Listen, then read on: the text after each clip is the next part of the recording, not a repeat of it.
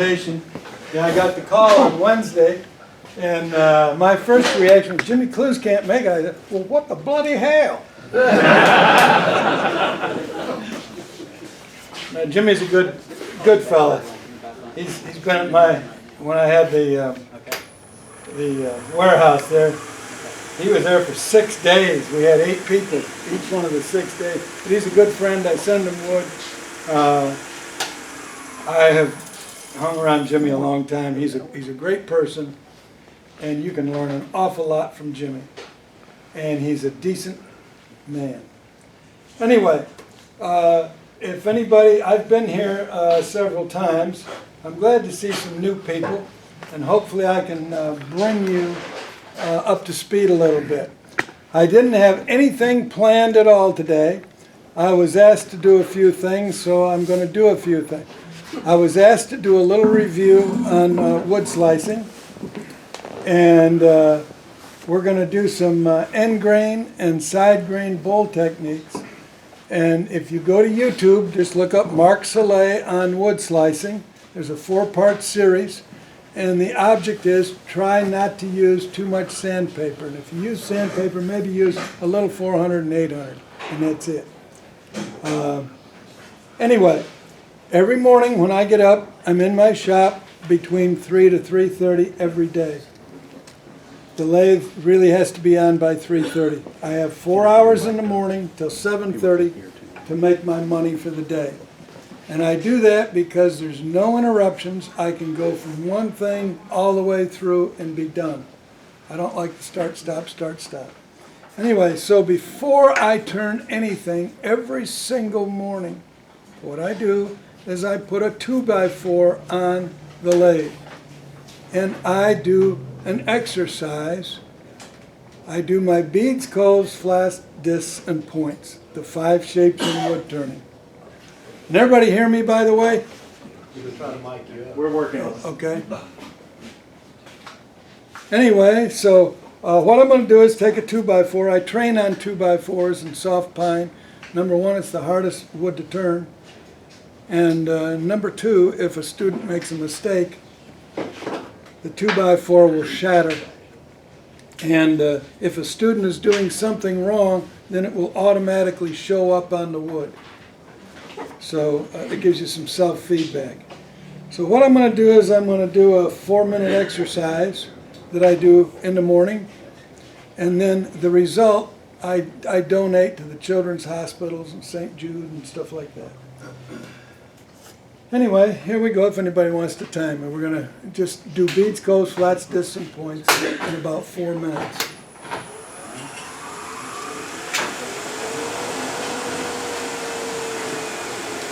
Run this about 2,000 RPM. Oh, okay.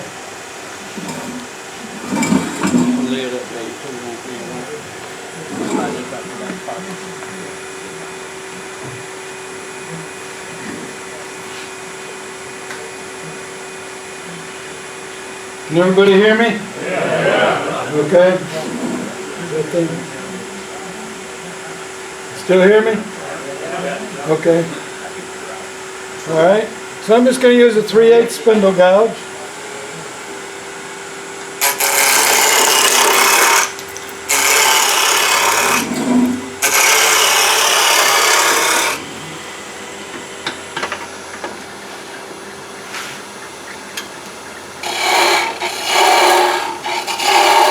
Now I want you to notice I'm going to use my body. I don't use my hands in wood turning. I only use the 4 motions of my hips.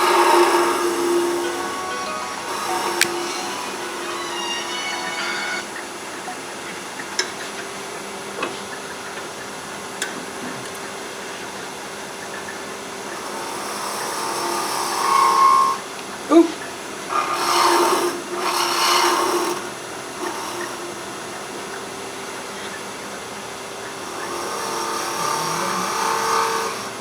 I just did it twice.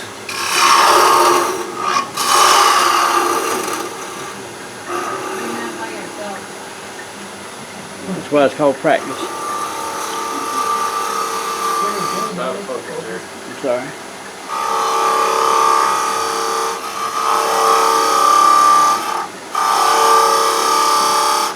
Yeah, we don't want to move we never want to separate our hands from our body.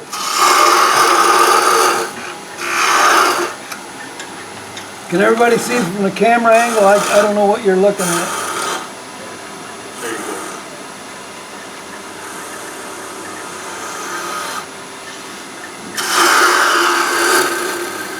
The other monitors are not coming in.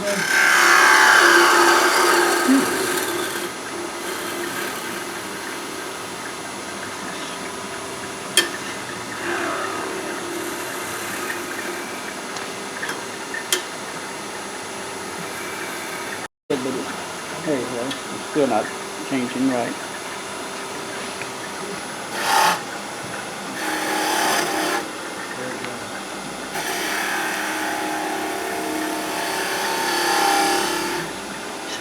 I didn't make my bead too good.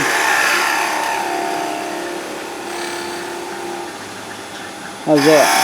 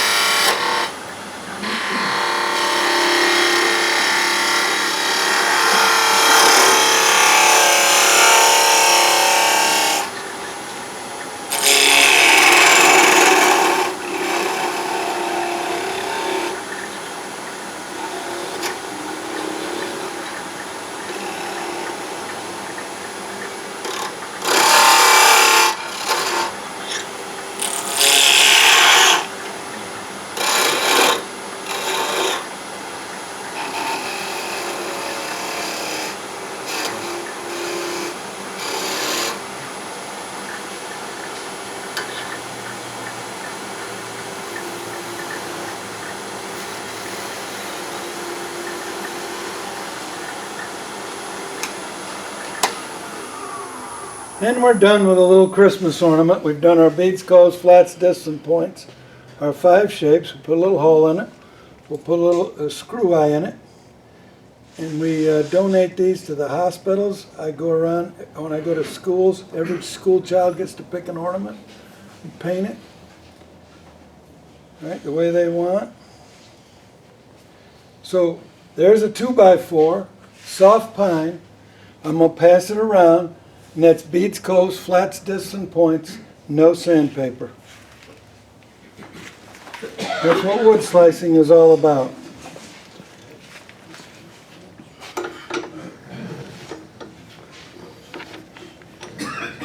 I use mostly a 3/8 spindle gouge, and if the camera wants to note, I can.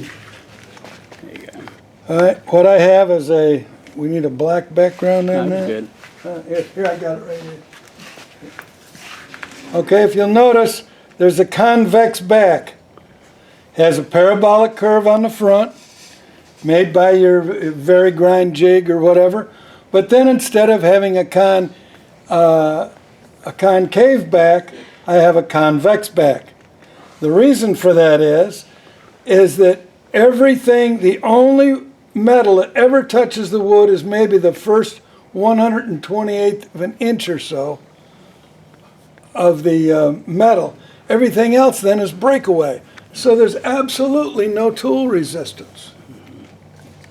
Anyway, we'll put a couple other blocks on here and we'll go through a couple basic things. Operate exactly the same.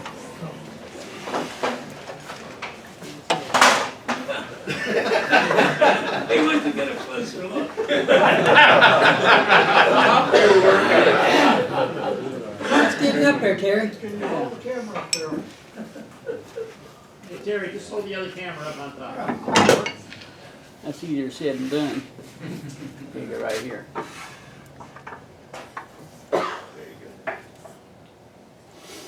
Take the lens cap off. Lens cap's off. There you go. That's a tough job you got too.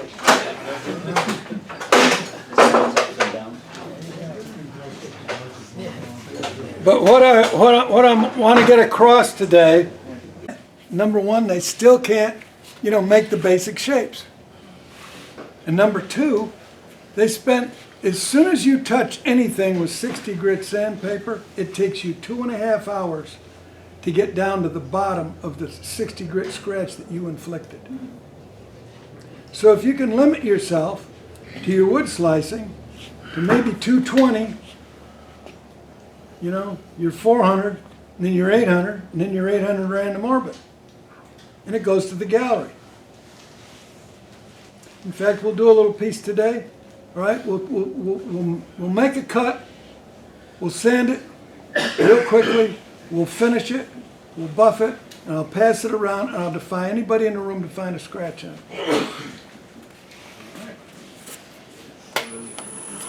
Anyway, basic wood turning, roughing gouge, something squared around, right? You make a body triangle. This is on my body. This is on my body. The hand is always off the end of the tool, right? And the hands don't move, the body moves. We rub the bevel, we bring it up to engage it.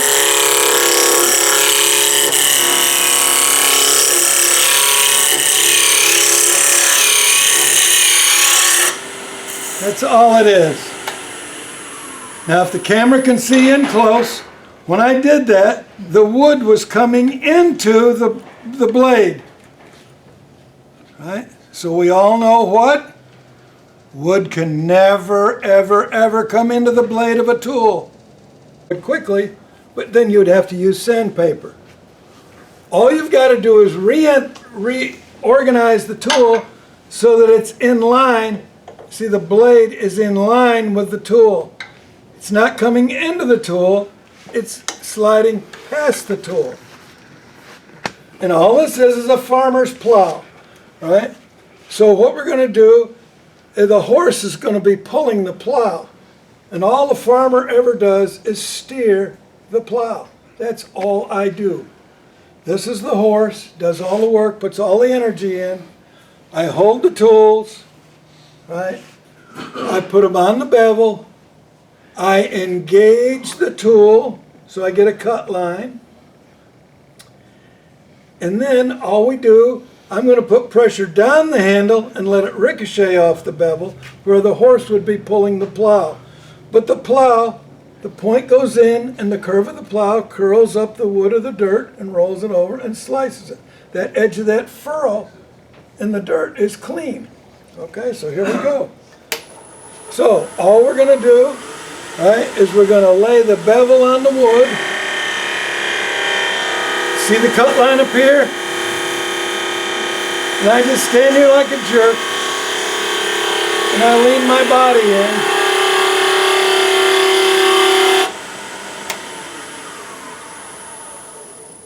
No sandpaper required. Even on soft pine. Right? And you're going to do it from both ways. You come over here, right? Nobody can stand in front of a lathe and ever turn wood. Because the tools aren't organized that way. I'm on the bevel, bring the handle forward, there's the cut line, and I just stand here. All I do is hold and guide the tool. The motor puts all the energy. You should not be putting any energy other than just a little bit. Let the tool feed itself. And if anybody wants to come up and take a look, there it is. It's just shiny and clean. Yes? On the first cut you made, you got some spiral turned into it. How do you keep that from going in? Just this way. I'll move this up a little bit.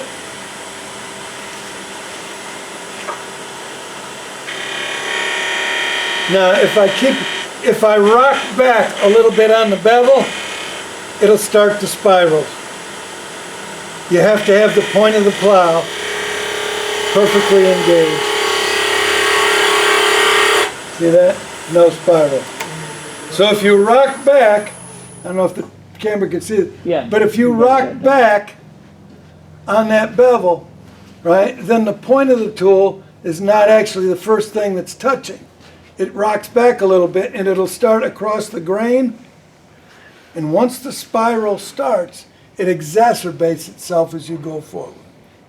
So you always have, just like on a bowl gouge, the inside bottom of the flute always has to engage the wood first. Good question. Thank you very much. Okay, now all wood turning tools, spindle gouges, skewers, roughing gouges, bowl gouges, they are all steered by the left to right motion of the tool. So if I'm out here, if I'm going forward, then all I've got to do is move my hip to the left and I make a bead. If I move my hip to the right, I make a close.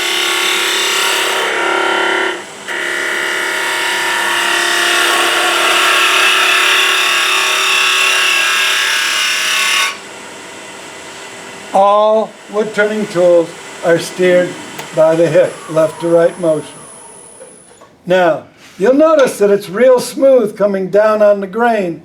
When I go up on the broom fibers, or up on the grain, it'll fuzz it up a little bit because you don't have supporting fibers. It's just like running a board through a planer.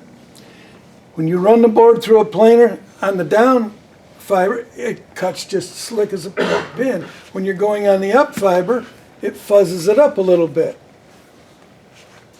So we always want to be mindful. If I'm going to turn a chair leg today, then the first thing I do after I get done smoothing it, rounding it, the first thing I do is I make a test. I test going this way and I test going this way downhill. Right? And if it's pretty good, then I'll test going uphill. Right? And there's going to be, the grain could be, as this thing came to the sawmill, the grain may be going this way. So there may be one way that it's going to fuzz less. So that's what I'm after. And then I'll make all of my finishing cuts, if I have to do flat cuts or whatever. If I can make them smooth from the left, going to the left, I'll do it. If I'll make it smooth going to the right. You just have to test the wood. Okay, that's very simple. Anybody have any questions on the roughing gouge? So what does this tell you? What does this tell you? If I'm turning an end grain bowl, or I'm turning a hollow form, what's one of the very best finishing tools that I have in my toolbox is the spindle roughing gouge. It'll make it just like glass.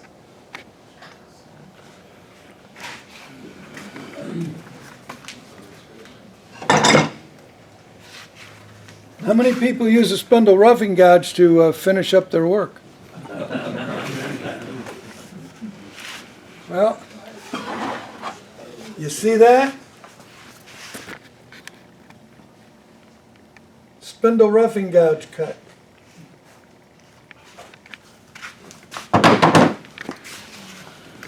Okay, let's do this. Let's get into this. Okay, this is really important. I'll just go through this real quick. If the spindle gouge's flute faces to your west, right, then the tool must enter west of north. If the spindle gouge flute faces to the east, guess what? The entry has to be to the east. Period.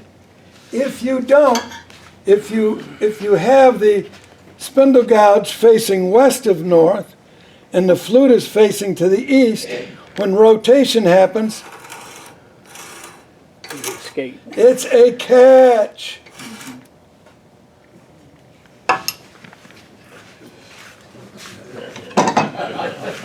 What? That was a sharp tool. Razor blade sharp. Okay? If we have a bowl gouge, right? If I have the flute facing to the east and I have the tool facing to the west, we'll just roll it by hand here.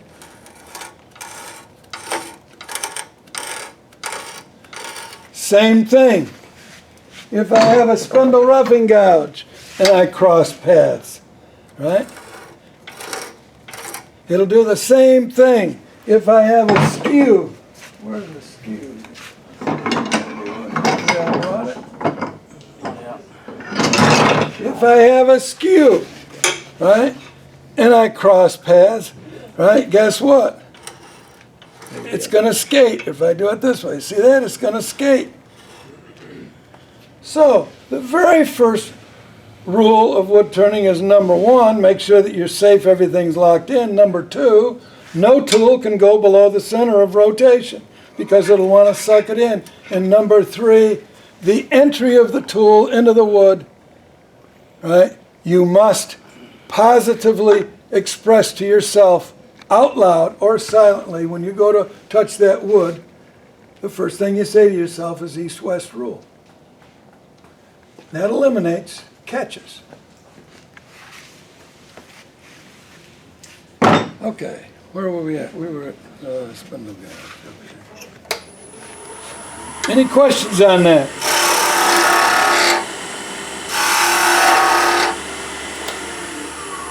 Okay, when the spindle gouge enters the wood, you stick it.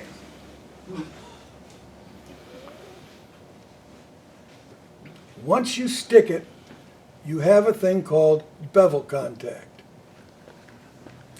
I'm going to put the flutes 12 o'clock, straight up and down across the flute.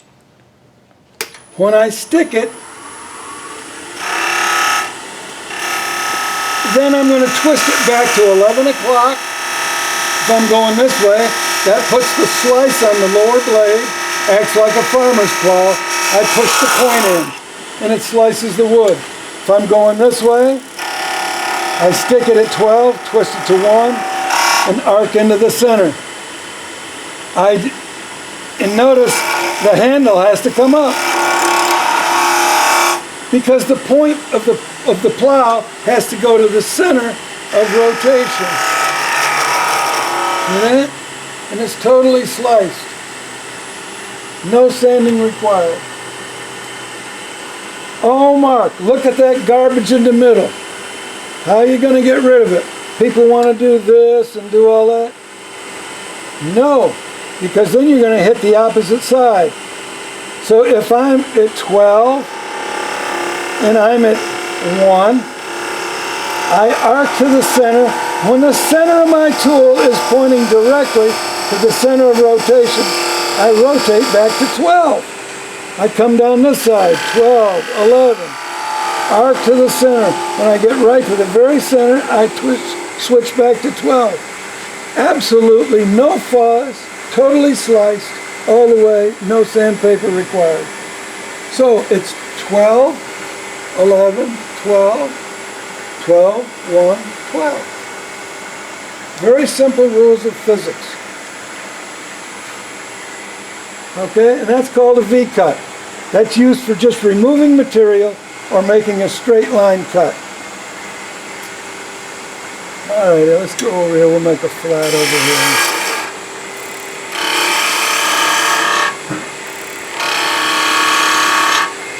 here. Okay, while I'm right here, this is one of our shapes. It's called a flat. Okay, so what we're going to do, people want to do this. And as soon as they do that, they develop, I don't know if the camera can see that or not. Can you see the little rings? I've got little rings across there. Whenever you see lines on your work, what does that mean? If I'm right-handed, that means I put pressure on my tool with my left hand. My left hand has absolutely nothing to do with wood turning because the plow gets pushed. You don't take the plow sideways through the dirt. Now I can rotate my body. If I pull this way, then I get jiggy-jaggies coming here, but watch this. If I lay the tool halfway down the blade, right, and I lock the heel of my hand onto that tool rest, and I have this on my body, all I've got to do is this. I rotate my body, and when I rotate my body, that's absolutely sliced as clean as a razor. Because I'm using this as a skew. Because the only thing that's going to touch that wood is 128th of an inch of metal.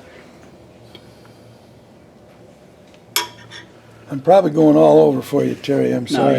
you're good. I just get animated, you know. I'm so used to looking at TV over there. And I got to look Okay. at this one and I got to light my eye. So that's how we make a flat. And you do it from either way. See that? You just... Now, you don't use that for long runs. If you're going to have a long run, like a chair leg or something like that, what are you going to use? What's the tool of choice? Probably a spindle roughing gouge. You can use a skew, but you have to move it several times. Unless you get a lot of practice with that skew, all right, it'll be rough. Your spindle roughing gouge will do that. And just for your information, while I remember that, remember where we were on that spindle roughing gouge like this?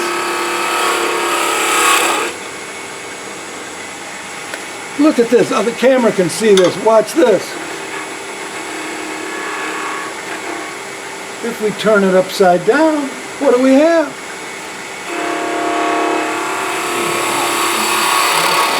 We've got a skew that I can control with my whole body.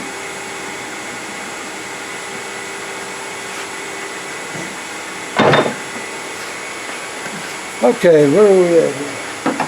I know, I'm just going to try to do a lot of things today. Yeah, okay, so now we make a V-cut.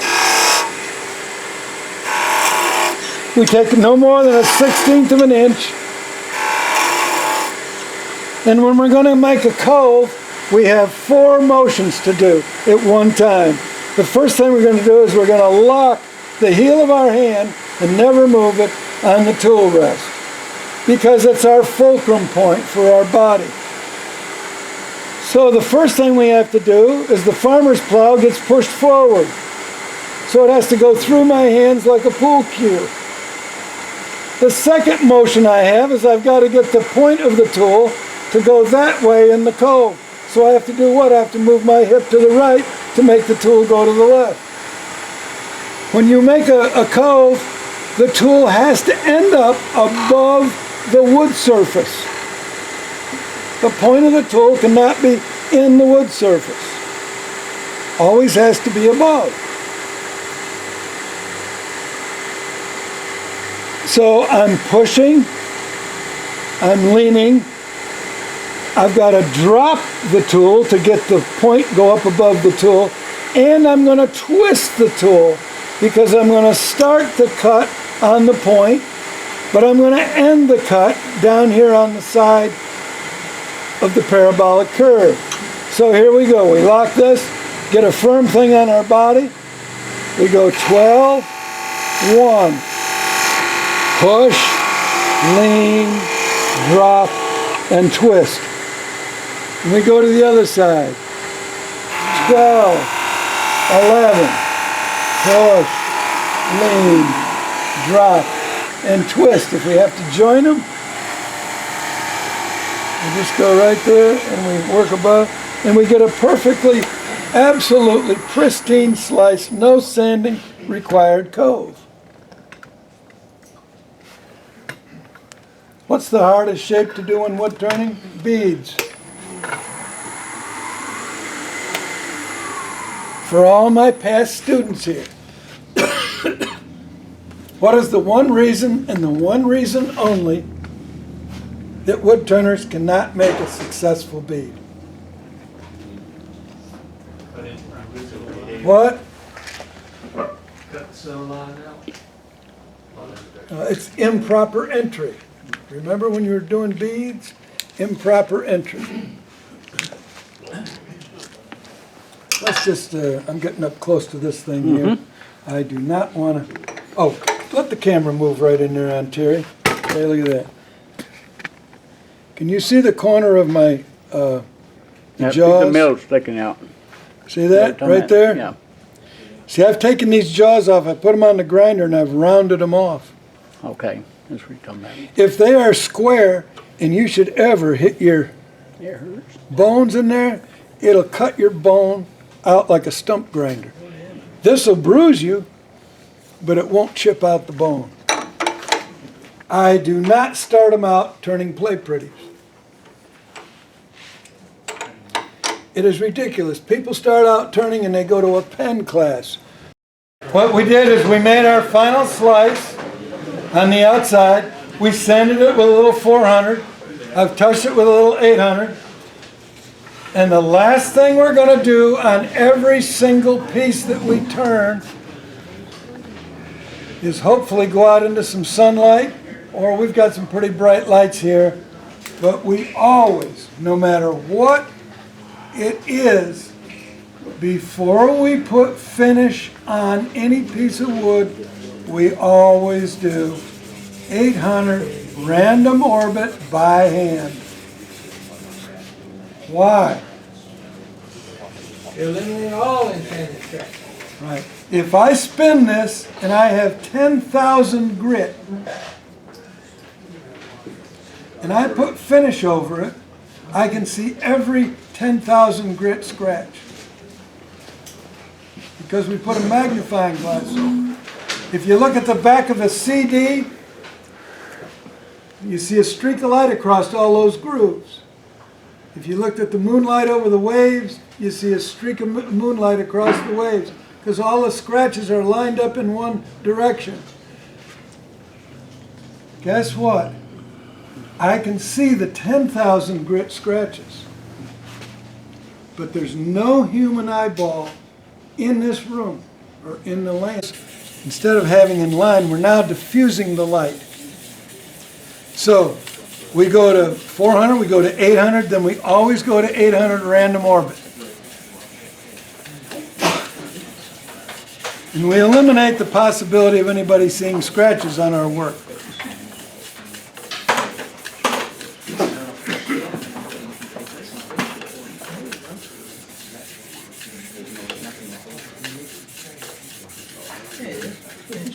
Okay, that'll be enough.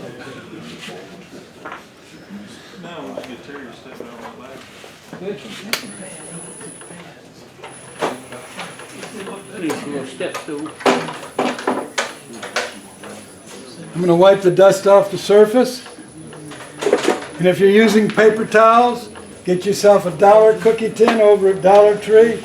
Put your little wooden thing in there, put a magnet here and a magnet here. Because all you need is a little dab each time. Just stick it on your lathe and it's there. They also, remember, I showed you one yesterday, Mark, that the Northern Tools got them all Yeah. made up. Okay. With a big magnet on it. They just don't have the slot in it. So I'm going to pull a few of these things out.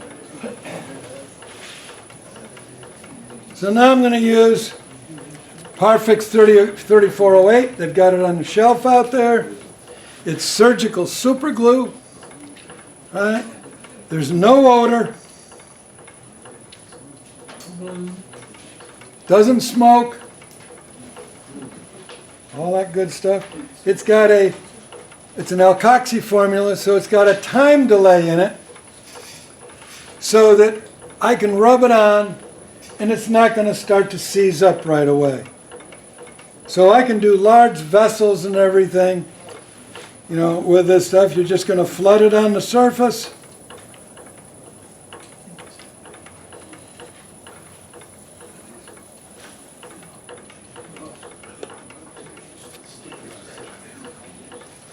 And then what we want to do is we want to make sure to wipe it completely off the surface. We do not want any product on the surface. So we're going to wipe it completely off. We're going to stop the lathe and we're going to do what? We're going to do random orbit with our 4,000 grit paper here, our paper towel.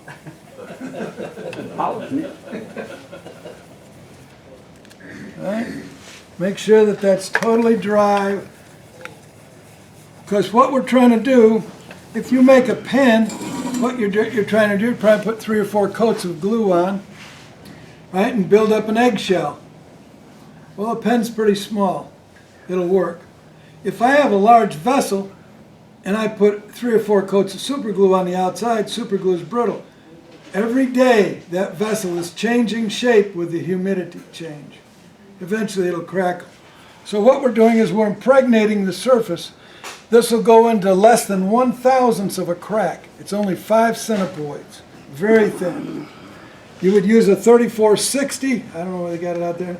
3460 is a 45 centipoid, it's like a medium weight. If you're making pens, do not use 3408. It's so thin, if you put it on, it'll wick right down the bushings. You'll never get that apart. Only use the 3460, it won't wick Right down there, into the there you bushing. go. What? I just want to make sure I can get a good picture. Yeah, they've got the perfect stuff out there. Now, only the 3408 and only the 3460 are alkoxy formulas, surgical grade. All the others are regular CA glues. They all have the ethyl, straight ethyl formula. They'll stink, they'll smoke, they'll fire off, and all that. Only 3408 and 3460. So what we're going to do is we're just going to let that dry a little bit. And we're going to do the inside while that dries. And you notice all the time I had to wipe it on, and it wasn't firing off and sticking and everything. Because again, it's got that time delay in there for polymerization. We'll do the inside and then we'll buff this out and we'll pass it around and see what everybody thinks about our gallery ready finish. Mark, did you mention using an accelerator on any of that? Because they don't carry with you. Yeah, you can use any accelerator on this, right? If you use, they've got some 1155 out there, some Parfix 1155. I would not suggest using it if you're going to use it as a finish because that's an acetone-based accelerator, right? And it will just make that stuff explode, right? They make an 1144, which is a heptane-based accelerator, which doesn't, cause that blooming and all that. Okay, let's do the inside of a bowl.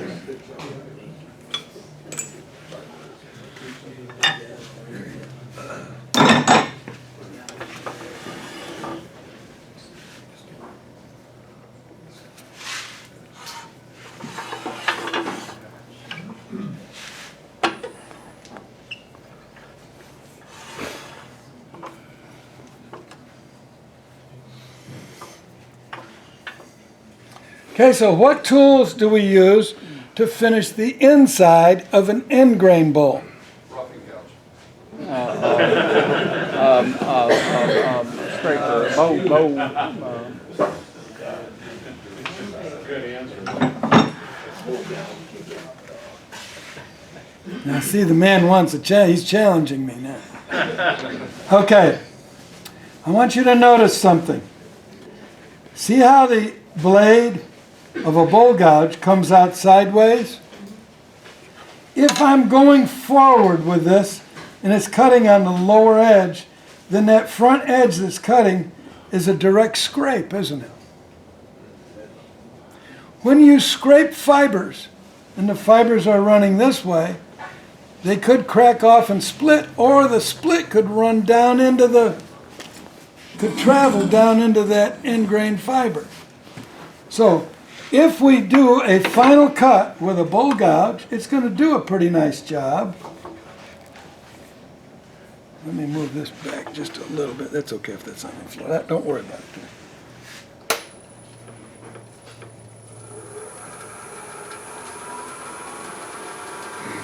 If I make a cut this way, then I'm going up the broom fiber. See that?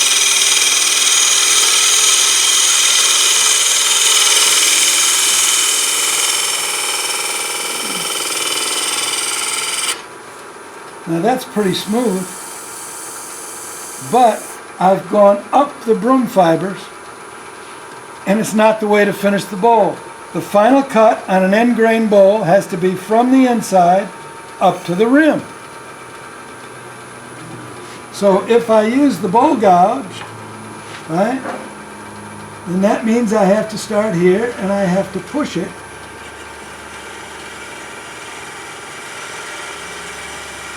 And I just hold it and I let it eat itself in. If you'll see, there's a never-ending ribbon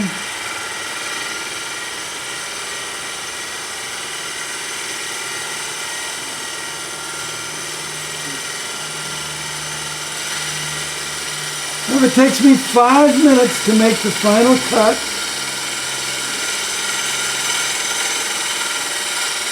On an 8-grain bowl.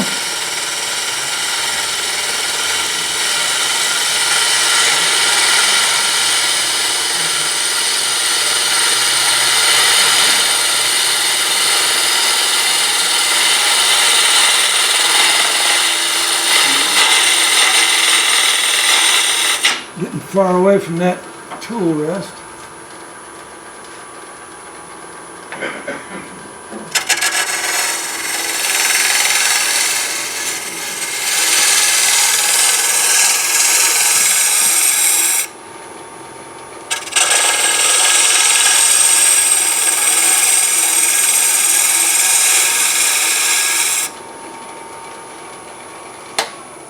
Where's our grain tester? Anyway, if anybody wants to come up, you can see there's a making my day, making my day. Okay. All right, now feel that cut with a bow guide. You can feel some fuzz, can't you? Mm-hmm. Feel a little bit of fuzz. Right. This is not. Okay, so now if we take a spindle gouge, Mark, yes. you used an exception to your hands never leave you, or your arms never leave your body on that Well, they particular cut. Yeah. You had to get way out. they were yeah, but if I'm at home, She right, if you're turning a bowl, right, you move the headstock down, right, and you just turn a bowl like this. You're just standing here like this. Your back straight. You're not leaning over a lathe, right? You can turn. You know, if I turn green bowls, I usually turn 30 at a time. You know, and if I'm going to finish bowl, then I put them on there, and you slide that headstock down or use an outboard thing so that you're not doing that. All right, but it's a good question. But just slide, if your lathe moves, you know, just slide it down to the end. You know, I mean, stand there, and, you know, it makes it easy. I have a slave at home. How would you move this? How would you move it? It's very It simple. moves on the other Look at side, this. you There's gotta- a lever right here. If you have a movable head. You just drop it, right, and it should move. Hadn't been moving for years. Right? See, you've got a cam lock. Just slide it right down here to Mine this end. hasn't moved since I bought it from Fort Campbell. Well, you can move it and just save your back. Because yeah, if you do this all day, Yeah, that's what I do. I'm gonna tell you what, I wind up with a backache. Some lathes don't have a movable head. Yeah, some of them don't. Yeah. Right. I got the Okay. one from Fort Campbell. Yeah. And it's just like this. Okay. So now, if the camera can see, Yes, sir. what I've done is I've taken a spindle gouge, right? I've ground off the back, and then I've made a secondary bevel down the left side. Almost looks like a scraper. Round nose scraper. So now the spindle gouge, instead of having that blade stick out sideways, now if you look at it, that blade is almost totally in line with the rotation. See that? Can you show the back cut of that again? Yeah. Just grind it off. Here, let me go over here and everybody can take a look. I'll stand up to the Oh, side okay. so that everybody can see. Okay, all you're going to do is get rid of the back of the tool. Has no function. See that?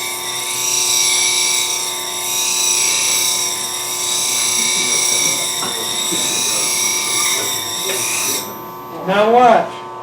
Now I'm going to take my finger, I'm going to put it over the flutes. If I want a 45-degree angle, I lay it down at a 45. If I want a 60, I lay it at a 60. I got to come right-handed here. Everybody. Anyway, here's what I'm going to do. I point my finger at the wheel. If I want it at a 45, then I lay the tool on the wood like that, on the wheel. I just roll it around. And now I have a little secondary micro bevel on the tool. Then we're going to push it from the center up to the edge.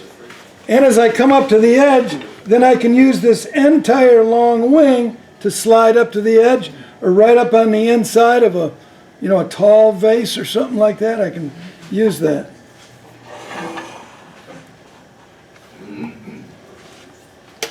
Now Cindy's going to verify the difference here. Let me just move that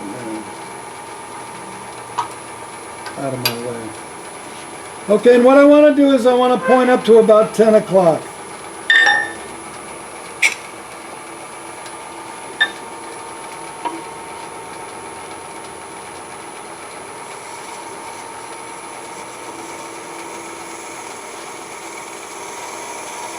Now you can see that blade is almost perfectly aligned with the rotation. See that, Cindy?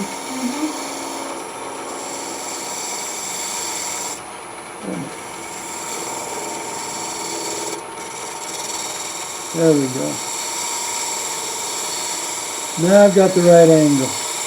See what's coming off of there? It's so clean.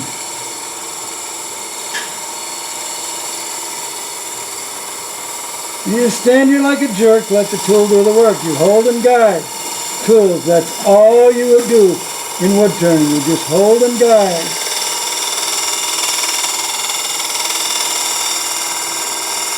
And I see the shot.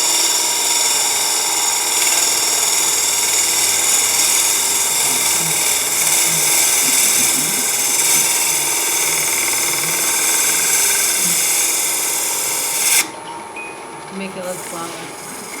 Feel that. It's unbelievable.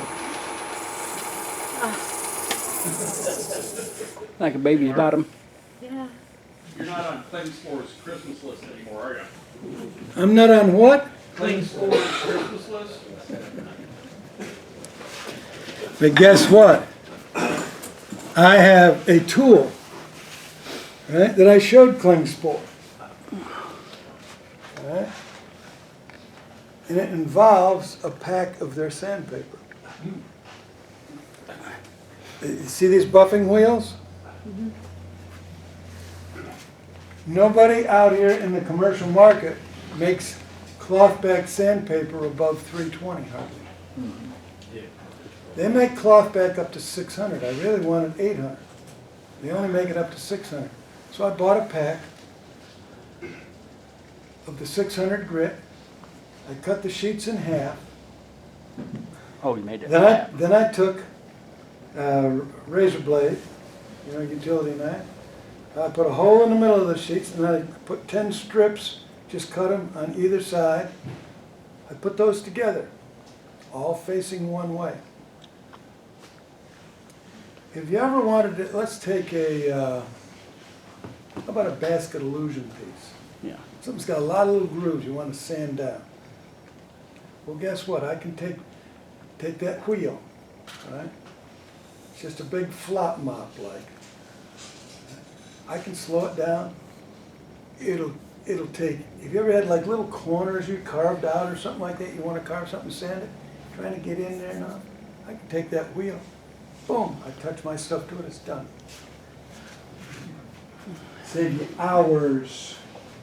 Okay, we'll just leave that, and people can feel whether the grain is torn or not. I'll clean off that edge, it's a little sharp. We'll leave that. Now what we're going to do is we're going to turn this around. Any questions on end grain slicing?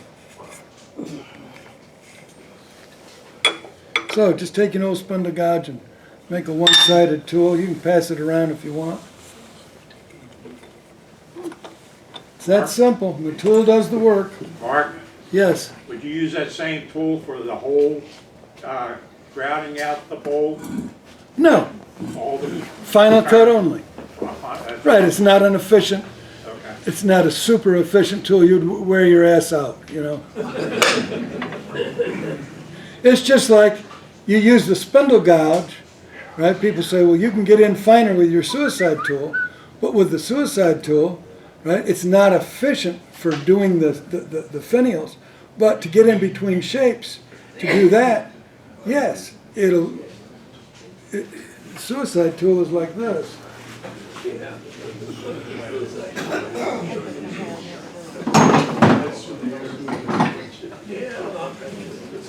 Okay? This is to get down in and clean in. This is to clean way in between shapes so you can see how thin it is, how far down I can Where'd go. you go? Let's show it. I'm trying to find it. I'm gonna pass it around.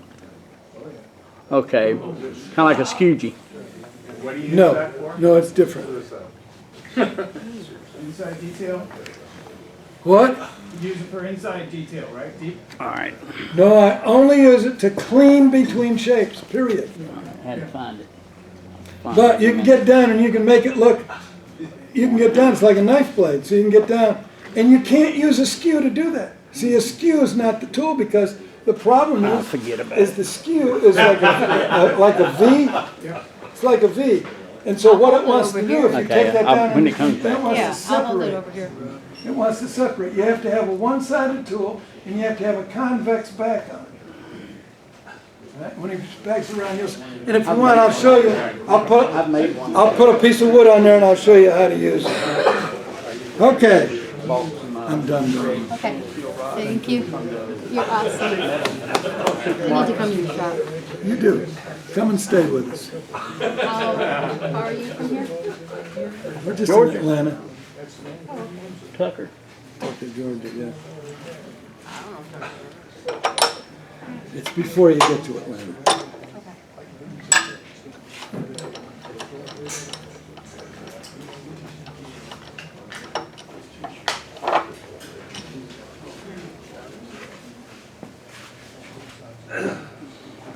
Would you say the cutting edge on that is longer than the skeugee? Or? You're only going to use the tip. Yeah. You're down in by the tip. Gary, what you filmed? So now we've got to get this bowl to the gallery, and then we're going to go to side grain. For those people that turn side grain. Whew. Boy, I hate side grain work. Whew. Mercy. Now, why do you think I hate side grain work? Everybody does. Well, that's one reason. Too easy to do. But no, the problem is I can turn a 20-inch, bowl end grain. Number one, I can get 4 times the amount of money for my labor, right? And number two, a 20-inch bowl may go out of shape maybe an 1/16 of an eighth of an inch to true up, right? Some of the side grain stuff you do, my God, it's like a football, It has beautiful detail, grain pattern. What you were showing me last night. Is there a downside to the end grain bowl? Not that I can think of. Not when I can get 4 times as much. Does it split more? That's no problem. That is no problem because when you turn an end grain bowl, right, if it's green, right, after you take it off, number one, you make sure that there's no sharp edges. If you have a sharp edge on a side grain or an end grain bowl, then that leaves that little sharp edge to start drying out, start a micro crack. So you always just take and round off your edges. It's a green bowl. You're going to be returning it, right? You can make the edge any way you want later. Number two, you never dry a bowl setting this way or setting this way, end grain or side grain, because you have to have air go around all portions of it so that it dries evenly. If it's thick and thin, right, it's going to crack. Right? So you got to make this thing, proportional thickness. Anyway, what you want to do is always stand your bowls up like this. Now, air goes around all sides. As soon as I turn a green bowl, it goes in a liquor box. The liquor box goes to the warehouse. The liquor boxes stack up all the way to the ceiling. Bowls aren't rolling all around because the most important thing you can possibly do is keep any moving air off the surface of a green turned bowl. As soon as air blows across the surface, that moving air sucks water out, evaporates the water faster than the interior. And when they suck water out, then something has to give. This is shrinking. The mass is shrinking, so it'll cause cracking. So on the end grain bowl, as soon as I get done fitting, I make sure it doesn't have any sharp edges. And I take thin super glue and I soak it right here into the tenon. It's going away. That keeps that. Now, before I put the super glue on the back, I spray accelerator on the front. I spray accelerator on the front. The little tubes are going this way. So when I put the thin super glue in there, it's going to wick down. When it hits the accelerator, it stops. So then a year later, you take it out, you true it up, right, and finish it up. But end grain bowls are wonderful. And you get patterns that you just can't believe. Okay, so what we did is we wiped on and we wiped off this super glue. Just to make sure, because it's got the time delay in it, what I'm going to do is I'm just going to mist it to make sure that super glue is crystallized. Don't buff wet super glue. Always stand back 12, 15 inches. That's all you ever do. And once this accelerator hits the surface, it starts a chain reaction in the molecules.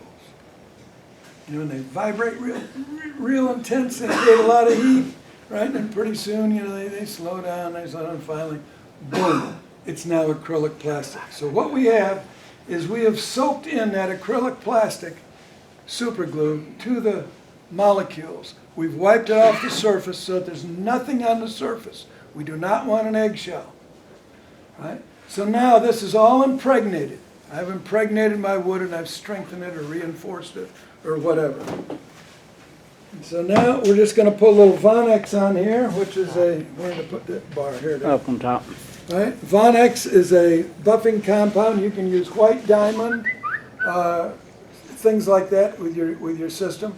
Do not, go back and say this, do not, after you've sanded to 800 random orbit, do not touch your wood with that Tripoli out of the Bevel system, because you're going backwards. Now you're going to put gigantic scratches in it.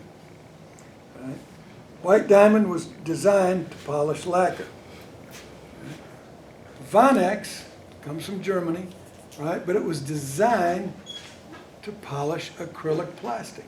You know how they polish your glass lenses? Right. Well, it gets real. There's still scratches on the surface, but you got to look at like a microscope, you know, to see the scratches. So this is made to polish acrylic plastic. Don't goop up the wheel, and you want to don't go over 1700. Is that wheel about the same? It's a white diamond wheel, Okay, this one. right? Because they're different weaves. Yeah, yeah.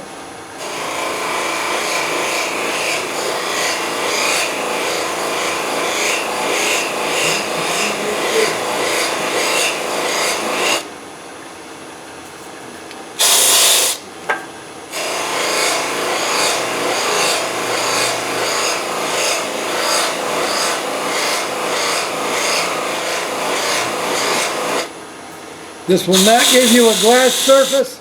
It'll give you a high satin.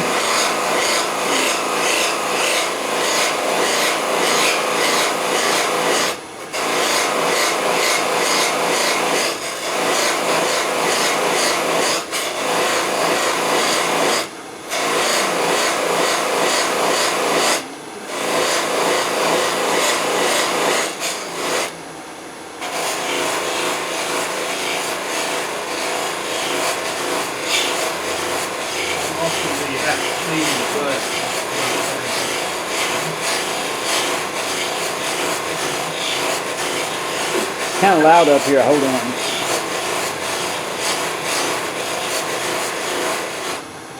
Randy had a question, Mark. Oh, How often do you have to clean your brush with coarse sandpaper? Yeah, that's beautiful. You never have to clean this unless you goop it up. If you stand here and put gobs of stuff on there, it's gonna load up. And then it's just gonna burn your surface. And if you go above 1700, then you're gonna attach it to your surface. You'll have to sand it and down to cotton and take it off again. Yeah, I've never sanded that wheel. Okay. Pass it around. Yeah, we can pass around. I'll tell you what, if we want to, let me put just a little, I see one little, there's a bad spot right here. I didn't wipe off the glue. See if I can buff it off.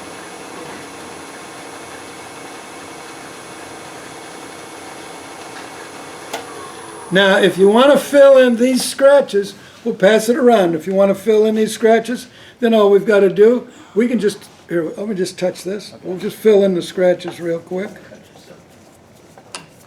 Let's fill in the scratches.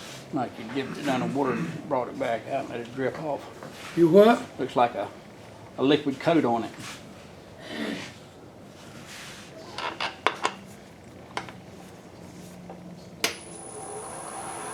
Now, if you're going to use a wax wheel, don't go above 1,000. All right? And again,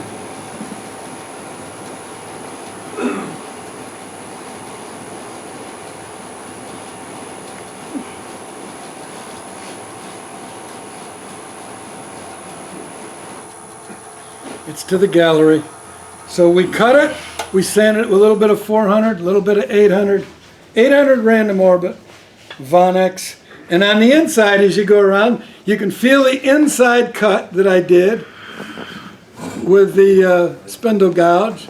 Very little tear out. What kind of wax do you use? That was carnauba on that wheel, but you can use Renaissance wax. You can use kiwi shoe polish. I mean, just whatever you want. Have you noticed, or how do you have a fix for, like if you got a water spot on the carnauba, like a drop of water gets on it? If you allow yourself, right, to take a handkerchief, right, just moisten it a little bit. Right? You know how you spit shine shoes? Right? Just try that. The problem with your water spot is it was etched. It was acid etched. The raindrops that come down are nitric acid. Right? So you got to be very careful. Before I take anything to an outside show, it always gets coated with kiwi shoe polish. That way, I don't have to worry about the etching. All I've got to do is take the hanky out, right? And that'll just, rebuff right out real quick. So just a neutral kiwi wax? Neutral kiwi. And the white diamond, I've heard like the brown triple is similar to a 600 grit sandpaper. What's the white diamond? I don't know exactly what the grit is, but I just think just a ballpark. right. Another thing is you don't want to use white diamond on the dark woods like the walnuts, because the white goes into the pores. That's where you can use this Vonex. Terrific. I'm gonna use truthfully on my. I bought it with my set. When I bought the whole set, the bar is still in the drawer. I have no use. Once you go to 800, you're going to go backwards. Now, if you're going to just do raw wood, sand it to 400. If you sand it to 400, then you can use that triple E, and then use the white diamond, and then use the carnauba, right? But once you've gone to 800 random orbit, please do not use that. It's just, you're just going to put 2 more hours on your finishing job. Carnauba wax with the carnauba, Hey, Mark, you'll string it. do you replace the carnauba with the kiwi? Is that what, did I understand you? Is the Yeah, you can put kiwi on there. Kiwi is mostly carnauba. Right? So you can use that. You can use the Renaissance. You can use almost any wax you want, but those are the ones I use. I just use carnauba, I use kiwi, and I use Renaissance. But you're not replacing the carnauba with the kiwi, it's either or. Yeah, either or. Yeah. But then, even if I've got carnauba on it, if it's going to an outside show, then it always gets buffed with kiwi. Then I've got a can of kiwi with me. You know, if the little acid gets on it, I can take it right off and repolish it right there. Side grain. Has anybody turned side grain in this club? If they turn.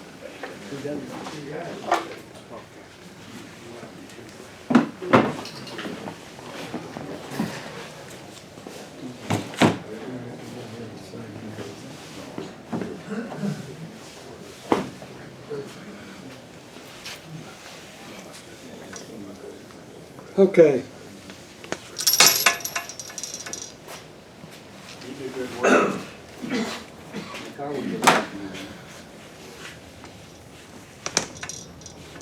Hey, Terry, check the oil, the tires. Okay. My wife says I make a good house husband.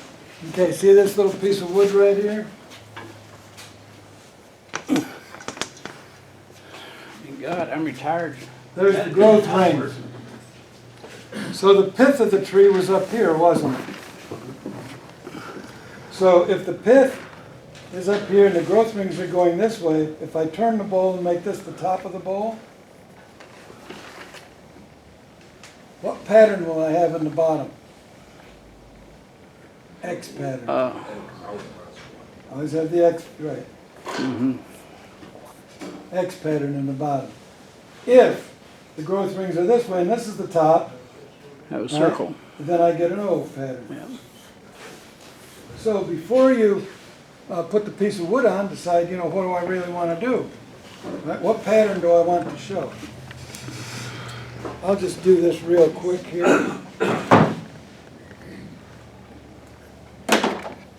All right, all these new people, listen up real close on this, because since we have just a block of wood here, let me see, do I have a spur center?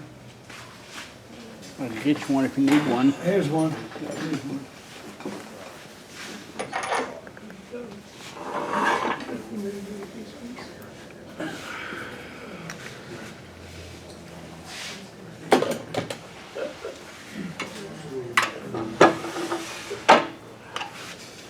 Now this is a side grain bowl. The grain is running across this way. It's not running this way. So now the techniques are just a little different.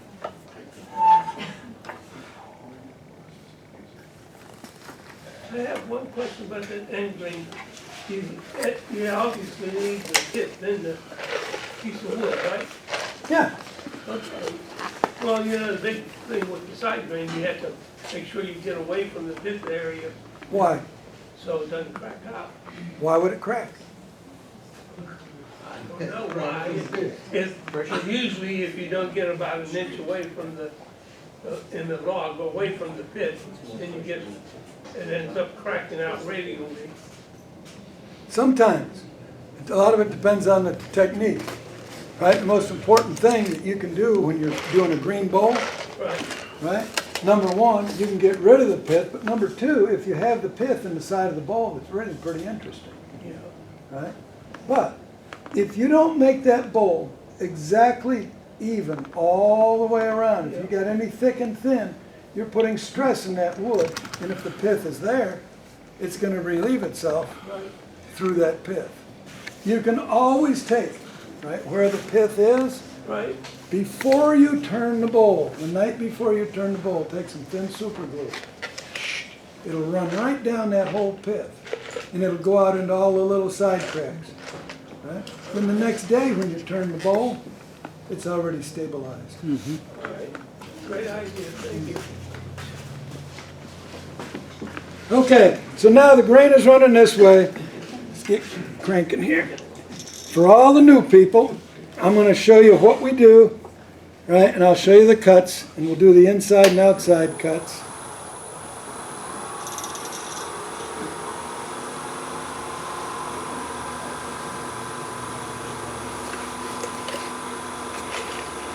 Without these, you're taking that piece without the pith, it's all solid. There's no pith in this, just side grain.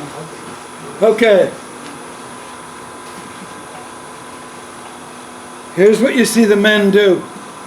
They get an awesome grip on their tool, man. They tighten down, they clench their jaw and everything. They get ready to fight it.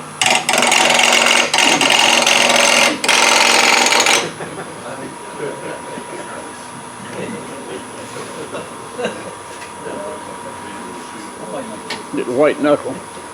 You've ever heard this before? Put the heel of your hand on the tool rest as a fulcrum point. So we always do that. We drop our tool down to 45 degrees this way. We slant it over 45 degrees this way. We lock the heel of our hand. The reason you have a long handle on a bowl gouge because it goes on your body. It's not out here like this. So we put it on our body, right? We drop it down 45, 45, we lock our heel, and we stand here, right? And we think about art or poetry or something, and while we're doing that, you know, we just move our hip to the right. I don't fight anything, I let the tool do the work.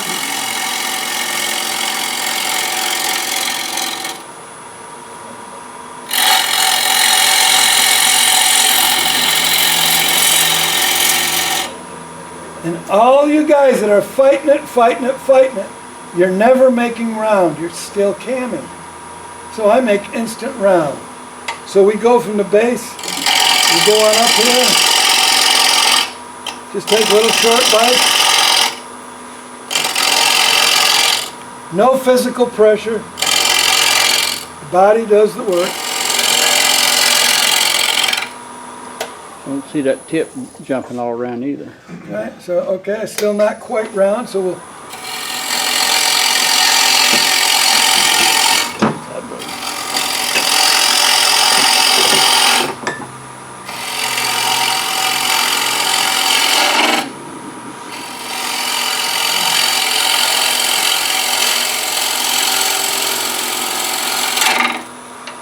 okay, as soon as we get to that point, once we know that it's round, right,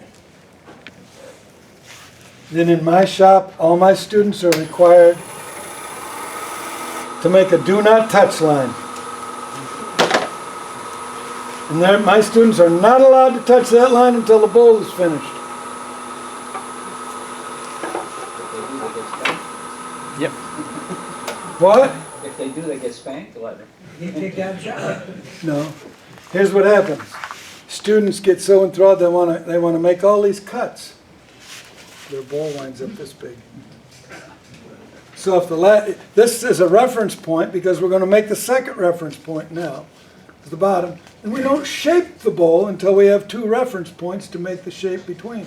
People shape the bowl. Oh, I got to make a tenon or I got to make a recess, and guess what happens? Now they got to go back and reshape the bowl. I just want to do this operation one time.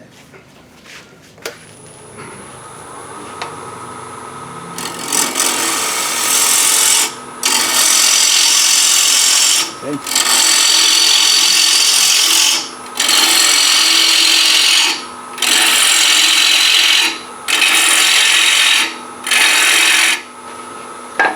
Now my jaws, I'm using one-way jaws, so they have a,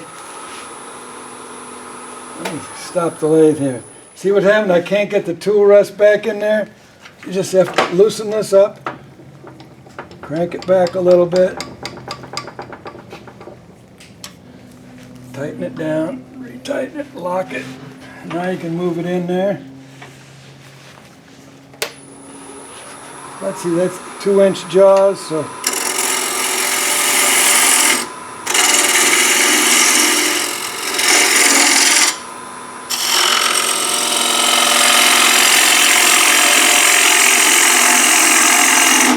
I'm going to make this about 3/8 of an inch thick because I do not want this to touch the front. If I'm going to make a recess, if I have it between centers or whatever, if I try to make it with a shoe or something, this is always in the way. If I brought one, hopefully I did. There we go. There you go, right there. See that tool? It automatically makes a recess.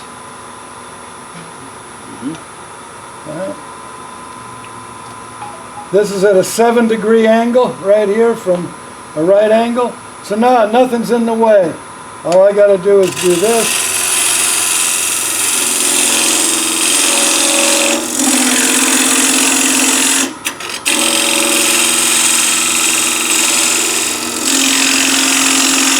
And I've automatically got a recess with a 7-degree angle.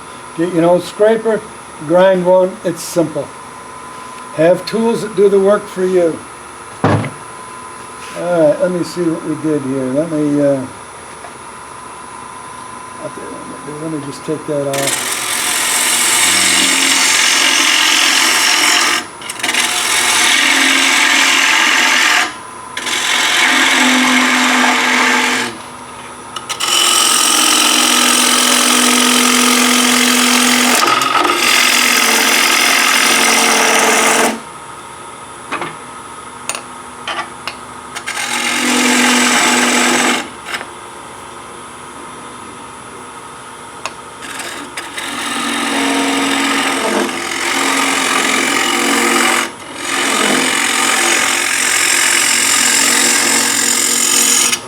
In fact, what we'll do, we'll just make a recess in it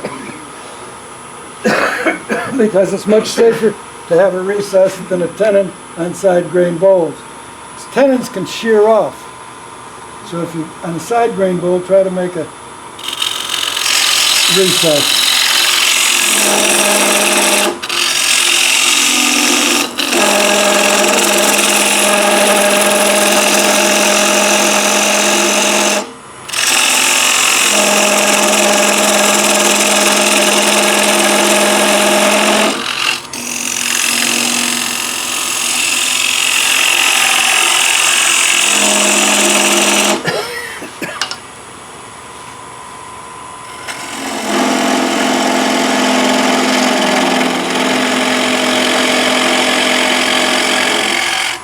Okay, so now I have a recess. Just check that angle one last time, make sure I'm there. I'm good. Okay, so now we're going to mark the bottom of our bowl. The bottom of our bowl will be right about there. So now I can make my shape between here and here. 3 cuts. The pull cut. The gouge, the top blade is 1/4 of an inch away from the surface. Right? And we draw the tool around with our hip.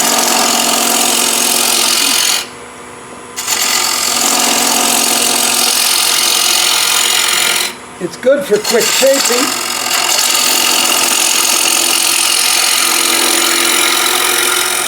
Well, what's the problem? The grain is running across this way, so as the camera can see right there where it's all fuzzed out? Direct scrape across the end grain. Okay, so we don't want to, if this is a dry bowl, we're making a final cut, then we don't want to have that because we'd have to sand. So what's the next cut you can make? You can roll the bowl gouge upside down, right? Roll it upside down and turn it over so that the top blade is only a 1/16 to a 32nd of an inch away from the surface. And just draw your hip back. See the strings that's coming off of there now? Here.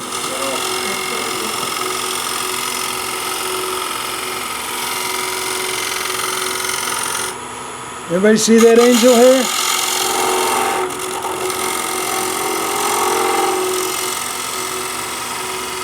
Good. That's a shear scrape. And so now when we look at it, we look at that end grain that we're coming across. Do we need our grain tester up here again? He's still here. Anyway, if anybody wants to come up and take a check at it looks real good, doesn't it? Yes, sir. But guess what? not good enough. It's not good enough. Right, that's not good Just a enough. little bit right there. Right on the end grain, you see where it's fuzzed up a little bit? So we can't have any of that fuzz. We can't have any tear out. So what do we use? We can use our bowl gouge. If it's between centers, and this is dry, now if we had it on a woodworm screw, we could take this away. But if we have it between centers, guess what? Then this bowl gouge is going to get in the way, isn't it? Mm-hmm. We can't do the push cut this way. What tool do you use? Not the roughing gouge. Why not? Not on side grain. The detail gouge? No. We're going to use a bowl gouge, Okay. but it's going to have about an 80-degree angle on it. Your bottom feeder. Okay, yeah. I mean, everybody has a bottom feeder, right? Nope. There's a camera. That kitchen catfish. See how steep that angle is?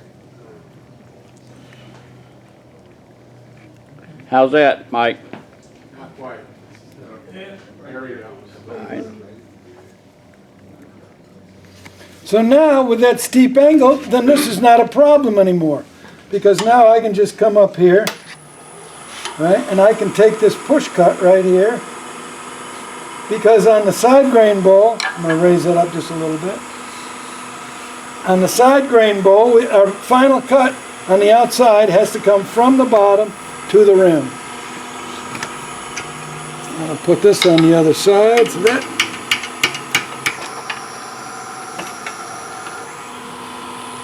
doesn't interfere. So now I can put my bevel up there successfully. So now our final cut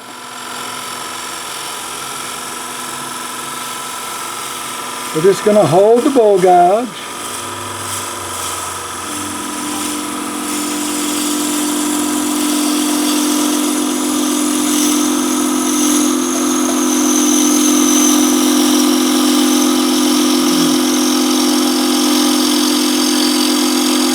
If we have to stop and take a step, we have to stop and take a step. Now my grain tester, anybody can see the shine off of that? There's no torn fiber. So now we can do our 400 and our 800 again and take it to the gallery.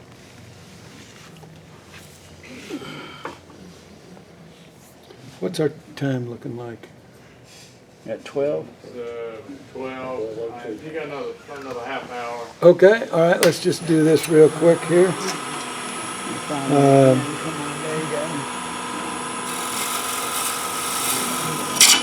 Ooh, that might...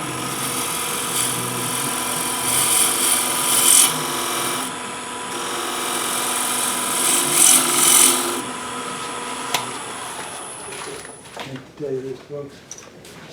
Do a sharpening job on this thing. While he's doing that, David Pietras told me a little while ago that there's a gentleman by the name of, I believe it's David James, contacted him. He lives in Forest Acres. He's got several pickup trucks worth of wood, most of it's scrap, some of it may be useful, that he wants to get rid of, hopefully today. If anybody's interested in talking to him to see what he has, see David and he'll give you some contact information.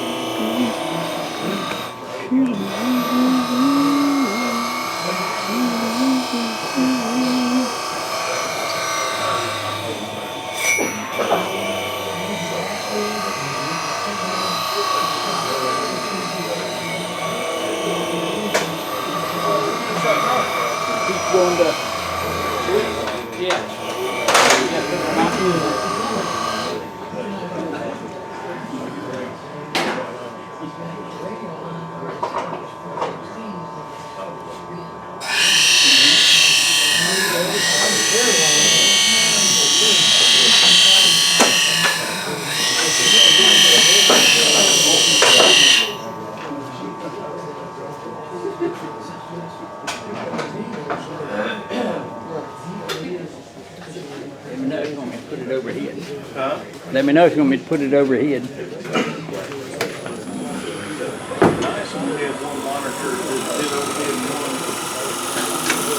The only problem with the overhead one, it will not record right now.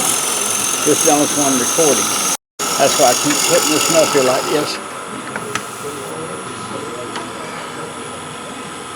All right, I'll tell you what, we'll just do that cut right there, and then people can see what that looks like coming up from the bottom to the top.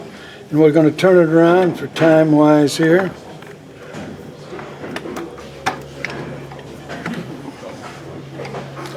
And we'll leave the recess in there, and then we'll donate that bowl. Somebody can turn it and finish it up, whatever.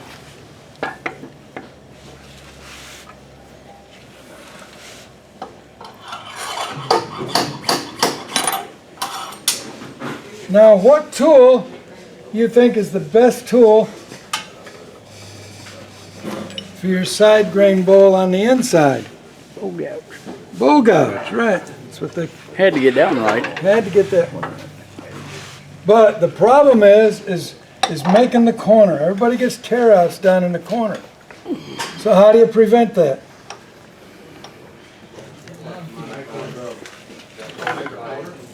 I'm going to show you something today that you never will ever see on any of the videos out in the country.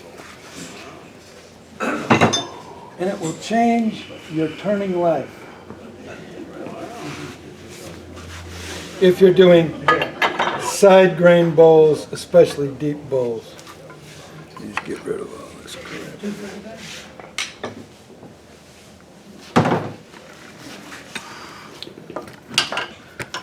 Took the wrong one.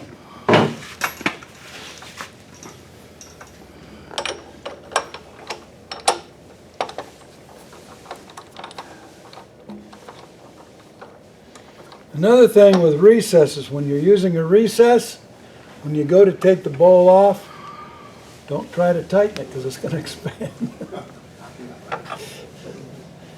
Or don't try to loosen up, it expands the thing. The side grain will split like crazy. Okay.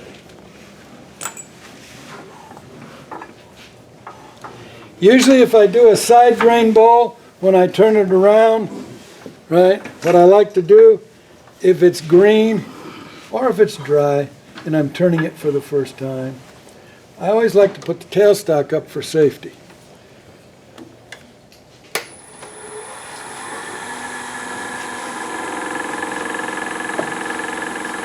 The first cut I make is a facing cut.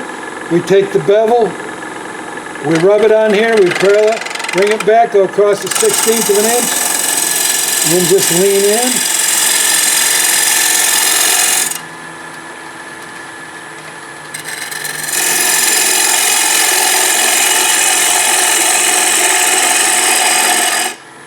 The second cut I always make is the safety cut. What we do is we round this off. That sharp edge, you can see the scars. I overlearn, you know. Slow learn.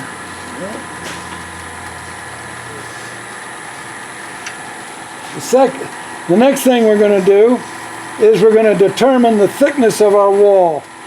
Right? So we're going to put this at a 45 and we're going to say, okay.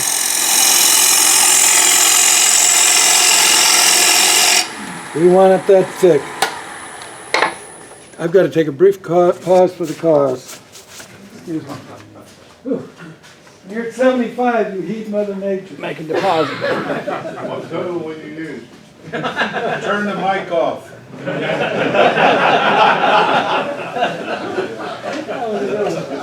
I'm supposed to tell him that. Don't take one, leave one. Yeah. Make a deposit.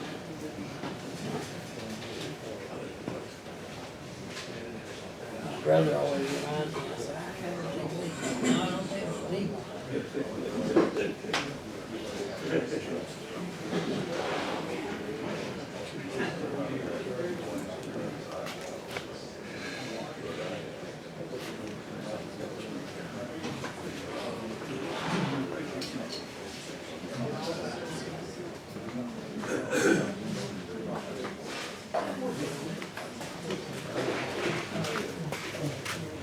Okay, so now what we're going to do is we're just going to remove some material.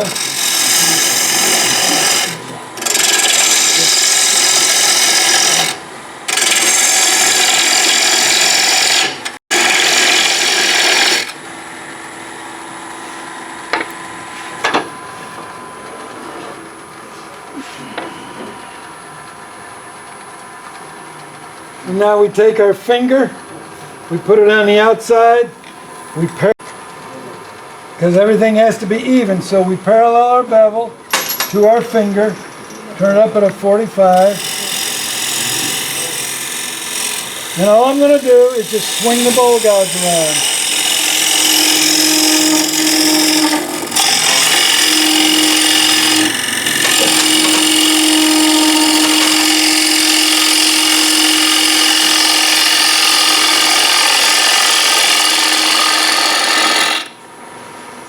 Here's another thing that you can do. I'll just show you while we've got this knob.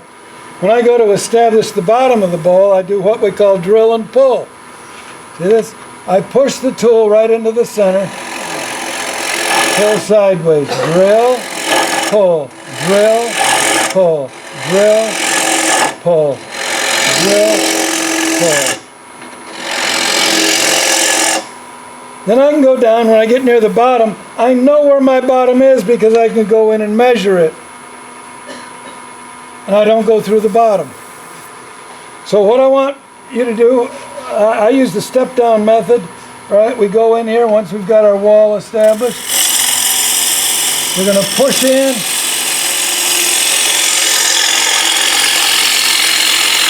In turn, we parallel again. We push in.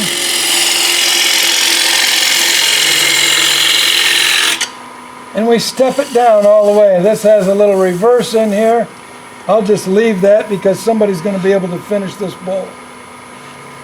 Okay, so now what we've got to do is we've got to do the inside cut. So what we're going to do is we're going to put it on there and we're going to push straight down the handle. And hold the bowl gouge up at a 45 degree. Gradually turn the handle around. We push the center of the tool to the center of rotation. And that's all we do. Then we move our tool rest. We're going to do it again.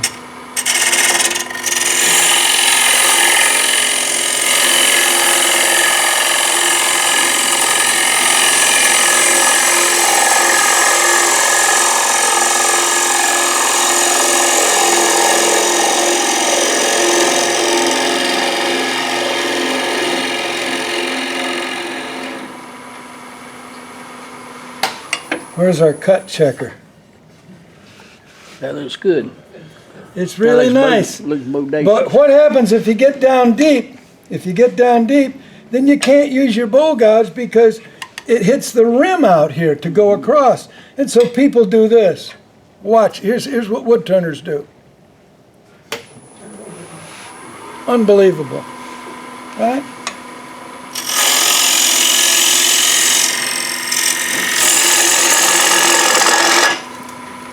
They push it across with their left hand.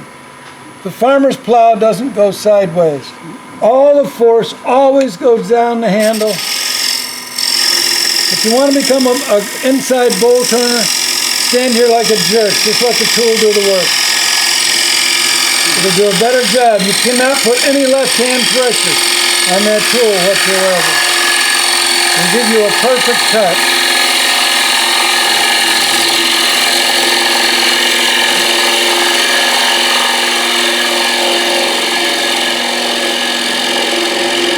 Now when you get to that center, it's side grain, so it's going to want to chip off. If you do anything, take a half a cut, then go in and just take a finesse cut, really slow, really slow.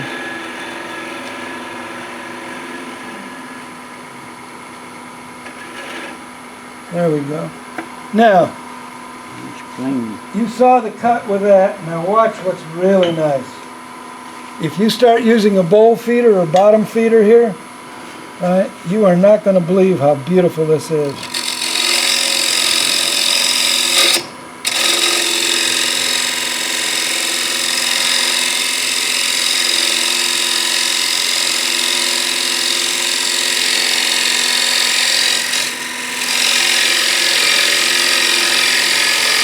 One of my favorite tools. I could use this all day long. It's just so fine. And until you start using one, you will never know about bowls. I mean, that is basically, you can finish that with 800.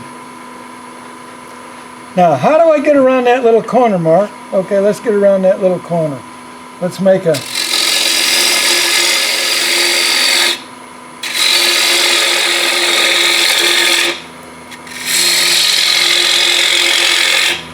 Okay, here we go. The bottom feeder is exceptional for this. Let's see if I can get any tear out.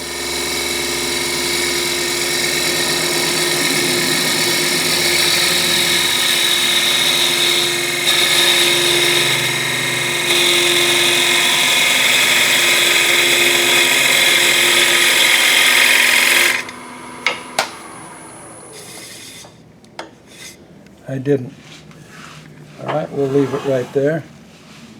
Somebody, and let's pass this around, right? And you'll see the, what? What tool are you using? Bottom feeder, bowl gouge up at about an 80-degree angle. Okay, I got you. It's almost straight up. Okay. So you can feel the cut, you can see the transition curve, right? You can feel that across the bottom, right? And you can see the outside cut that we did, right? And you can feel that. And it's rated to be, well, somebody can finish it and sand it and all that. But I just want you to know that you can make nice, clean cuts, right? That's the outside cut, and then there's the inside cut. There's an inside cut across the bottom. And then you can start sanding at about 400. But before you make your final cut, always resharpen the tool. I can pass around the bottom feeder. Looks sort of ugly, but it works. Let's go back. We had one question here about this in-between shapes. I'll pass it around being I'm not a bowl turner. You're what? I said I'll pass it around being I don't turn bowls.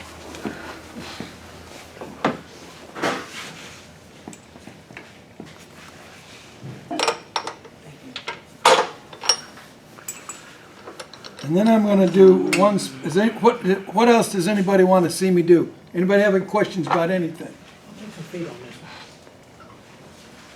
got one in the middle. All your tools that you sharpen on your videos, is that on your too on YouTube? Yeah, I've got. Yeah, I can show you how to do that. On most of them are on there. There's a. I'll post on a couple more videos that I've done on like that bottom feeder that I just used, and the end grain inside tool. What were we doing here? Oh, we were doing something. Okay. Somebody wanted to see that suicide tool. We can pass that around.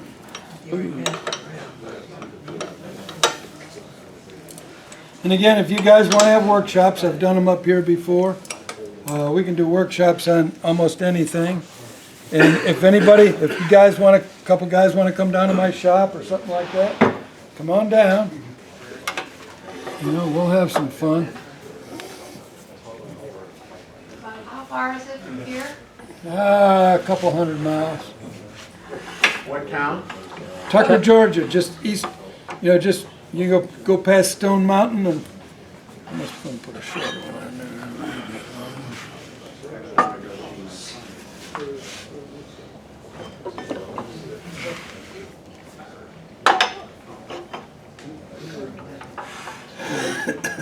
But watch my schedule. You can just go to my website and look at my schedule. I come up 85 quite a bit. So when I go to North Carolina, it's just a short shot down here. You know?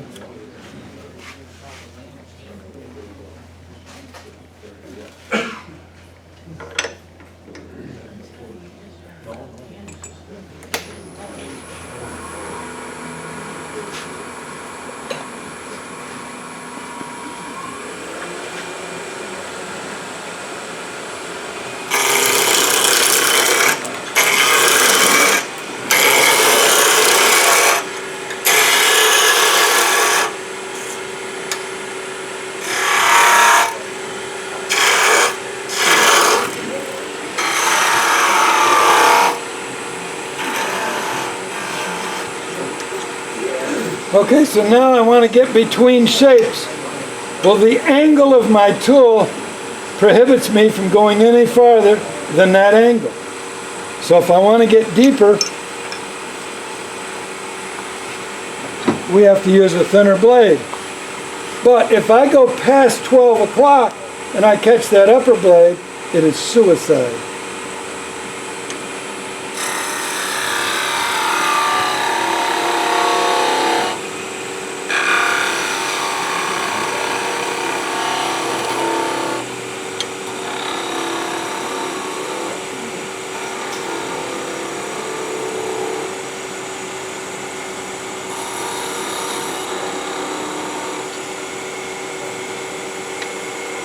Okay, I'll do one over here. Let me get my,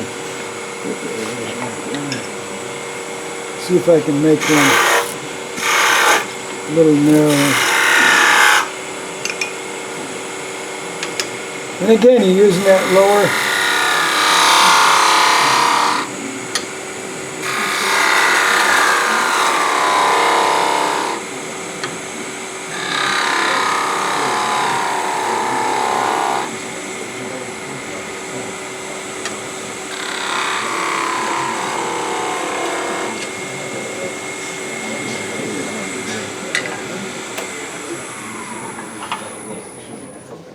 All right, I'll pass that around. I did this second one because you can see the effect a little bit better. But you can see how you can get the tool way down in there, and it's very, very clean. All right?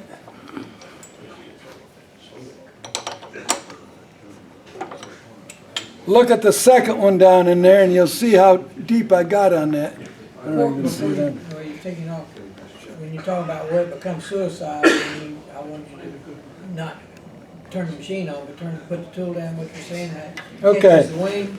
Okay, if you're in What here, not to do. Yeah. right, 11 and 1 is the cutting position of your tool. Okay, just like When you go down at the end and you turn it back to 12, if you turn it past 12, right there, see if I turn it past 12, Hold right there for a second. Let me find you there for a second. In the top blade cut, catches. catches. Yeah.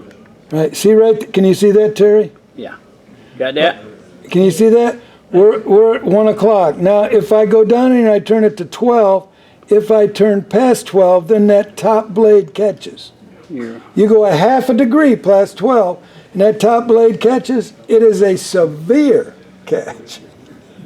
Just pass that around, you can see how you can get down in between two shapes. What do you call that tool that you have in your hand? I just call it a suicide tool. All it is just a round rod.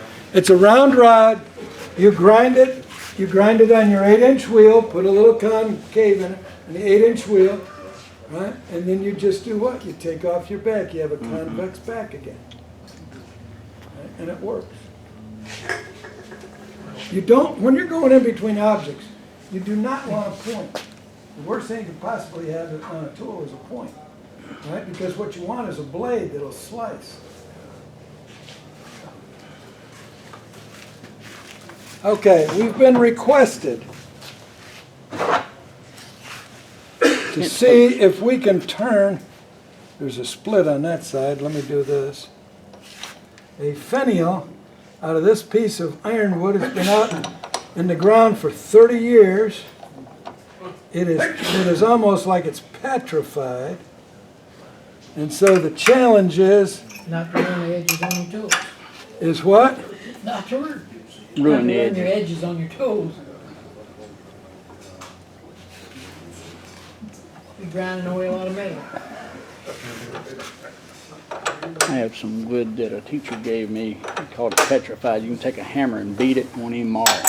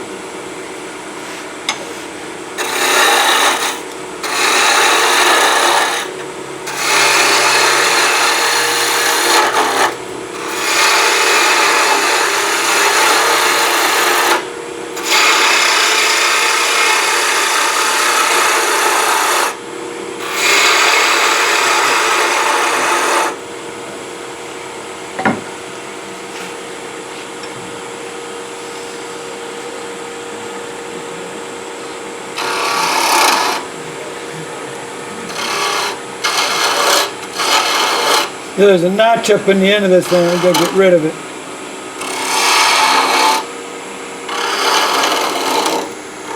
Oop, that's not.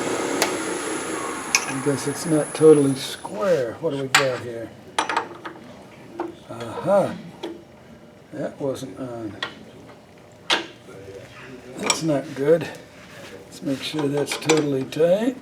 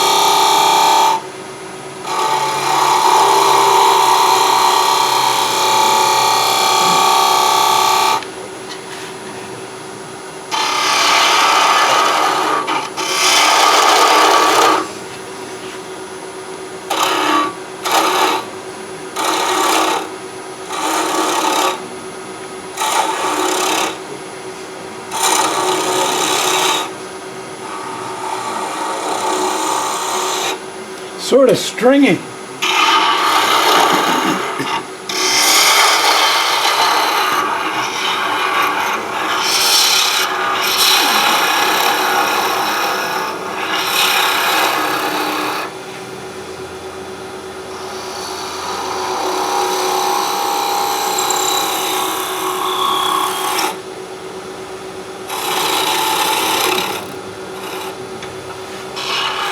Very stringy. Whatever it is. Feel the wood.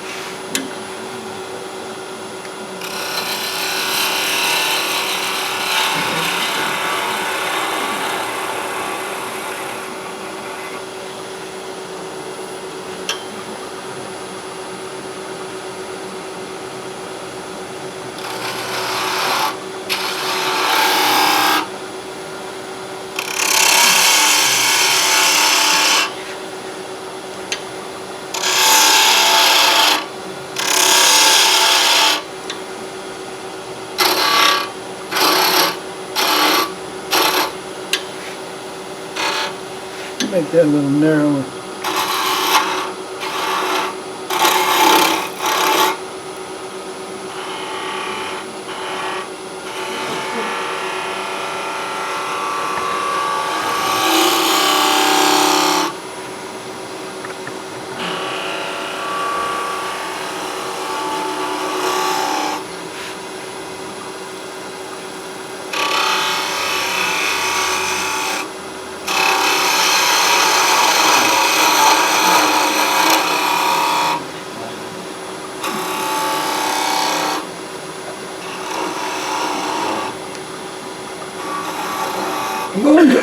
I'm going from both sides, trying to work that into a clean little joint right there. Make some of the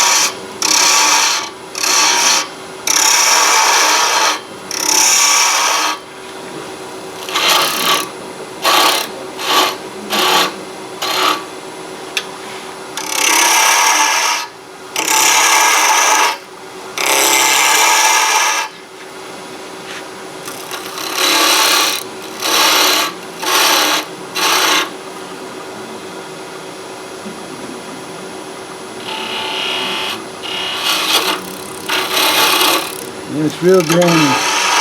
Yeah, it wants to catch as you're going up that way.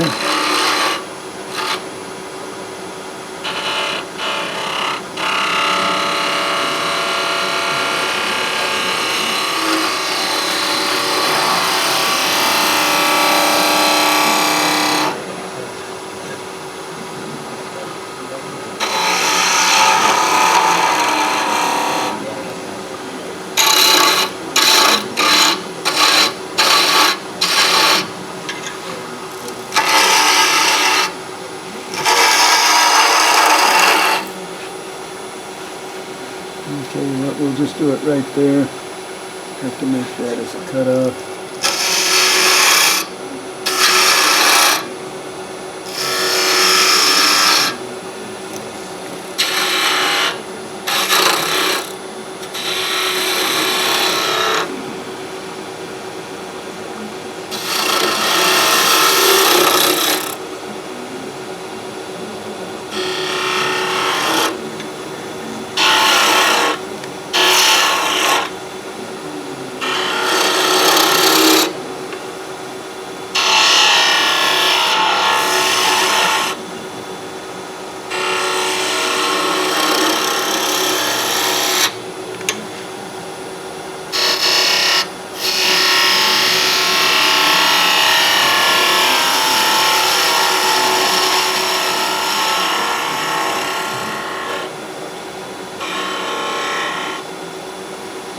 Now the object is, see if we can get this off and make it stand up.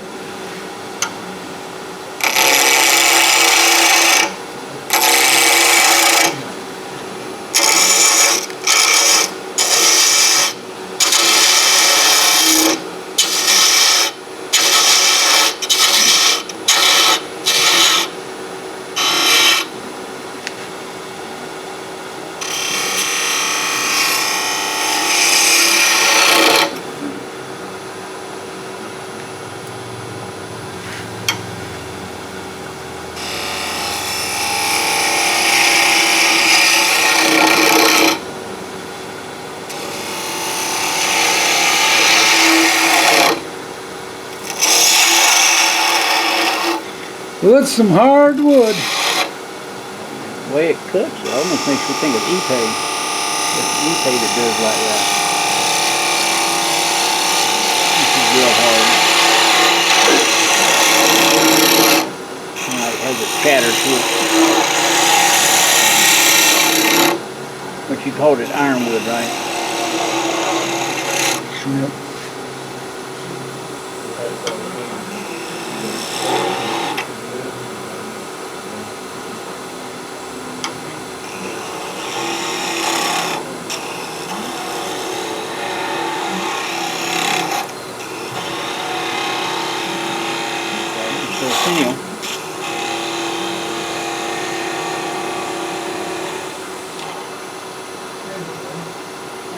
Pretty. Well, whatever that wood is, it's hard as a rock, but it didn't turn out too bad. Mark, before they leave, I know you brought some really nice wood up from Atlanta, Yeah. the logs, which is green logs. If these guys are interested, you might tell them what you got, because they're gonna all hit and split. Yeah, I got a truck full of wood out there. I've got maple burl, I've got cherry burl, I've got a bunch of red mallee caps, I've got just a sort of, I've got some white mulberry, I've got some Maple. yeah, I got maple. I've How got, about the boxwood I've got elder? hop hornbeam out there that's really nice. What did you say? Hop hornbeam, right? You got some But fire So, box box elder, I elder. got a little bit of box elder left. You take a credit card? I can. Got some ebony. I've got some ebony. I've got some African Walnut. blackwood clarinet bells.